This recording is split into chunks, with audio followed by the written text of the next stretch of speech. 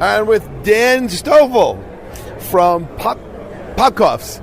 So what intrigued me was it said here that you got all these wholesome, 100% natural ingredients, and it's traditional Russian dumplings. I'm not actually familiar with traditional Russian dumplings, so could you tell us a little bit about what a Russian dumpling is and how it differs from other people's dumplings? Well, there's going to be two differentiators here. Peter Popkoff came to San Francisco in 1965, and so this is a Russian-inspired recipe. So it's inspired by the family of Peter Popkoffs. Okay. So as far as what makes ours different than anybody else's, and this is a true fact, is what I've created here is an all-natural, no-hormone, no-antibiotic fusion dumpling. I use the word fusion. It means that you can take flavors from all over the world, add it to our dumplings, and it's basically chef or consumer.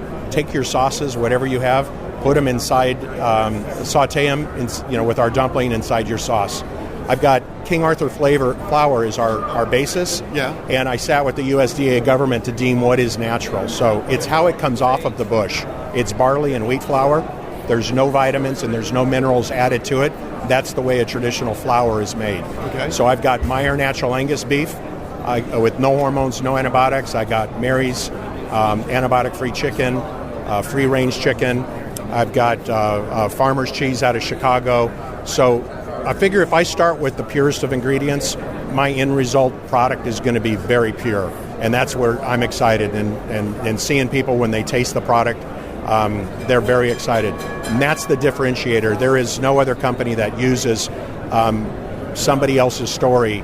There's the stuff that they're very proud of to make up their product. So can we have a little journey through Tasteland? Of course. All right. So let's walk me through what we're looking at. So this one here is our potato and onion, and we're making the traditional way where it's a brown butter sage. The one behind it would be our farmer's cheese, and we do that the traditional Italian ways where we do it in a pesto cream with a little Parmesan on top of it. And then over here we've got Mary's antibiotic-free chicken, and we've got a marinated cucumber underneath it, and on top of it we've got a Thai peanut sauce, and we're serving that cold. And I like to do it cold to show restaurateurs, caterers that we can that we can do it cold. And this last one would be our Meyer Natural Angus Beef in an Asian ginger garlic sauce, and it is in an edamame salad underneath it. And all of these on the spoons are meant to be a one bite, so you can taste all the flavors. But whenever anybody tastes it, I always say, it's all about the chef's sauces, the flavors that they have. That's the first thing you taste. The second thing, look at the texture of the dough, and then the coarseness of the protein that we have. And that's what I'm trying to relay to the people, is that coarseness, that you're going to have a good mouth experience all the way through. What's the right way to cook a dumpling?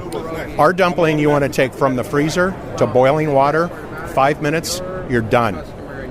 Add it to your sauce, saute it, serve it, or if you're going to want to make it and come back to it later, we put them on a cookie sheet after we've cooked them, and then we put them in a bag, let them cool off, we put them in a bag, and then for the show, we're taking them from our ice chest and then reworking the product.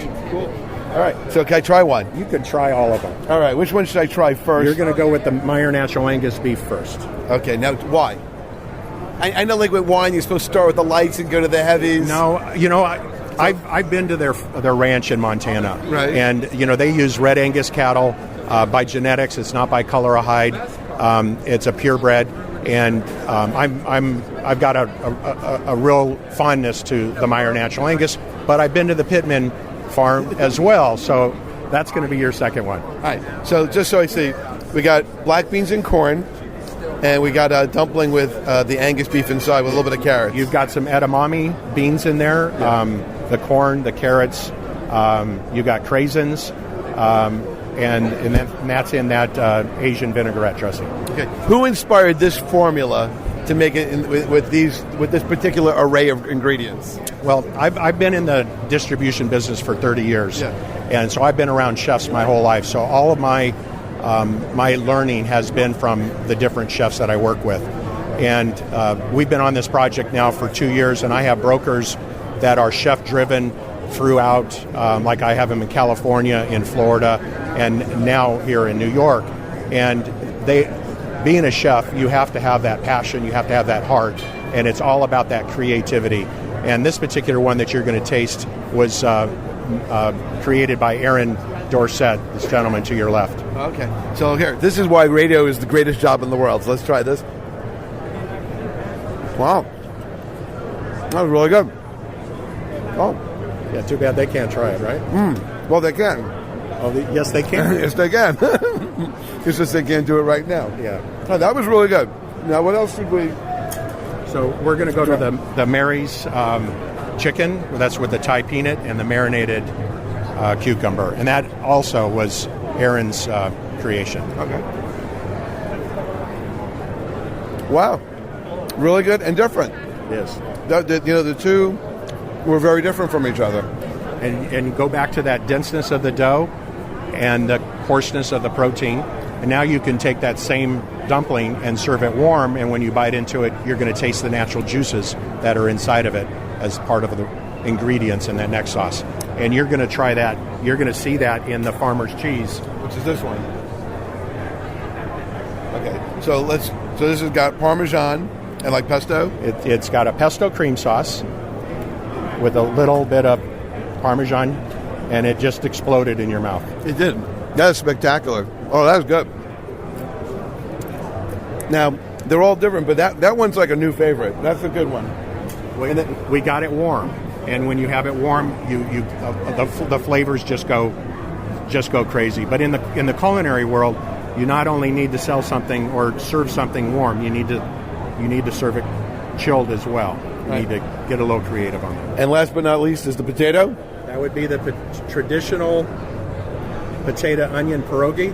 Yeah, it's like a Polish dumpling, right? Exactly. Wow. Now, why would you want some dumplings to be thicker and doughier and others to be thinner? Because I know that there's probably a reason behind it. Well, we've chosen to have it more dense, and we feel that it's the experience all the way through. When you taste the sauce, that's one part of the experience. The next one is when you bite it, you want to have a good mouthfeel. And people look at me when I say that, but when you taste it and you experience it, you know that you've had that mouthfeel. And that's why we go with that the denseness of the dough. All right. What's your website or where people can get in touch with you? www.popkoffs.com, Popkoffs. And we also have a store locator on our website, and you can type in your zip code, and it'll tell you which stores you could purchase our product. And it comes in a 10-ounce retail pack. All right. Thank you so much. We'll take some pictures, but this is Richard Solomon, and I love my job. I'll be right back.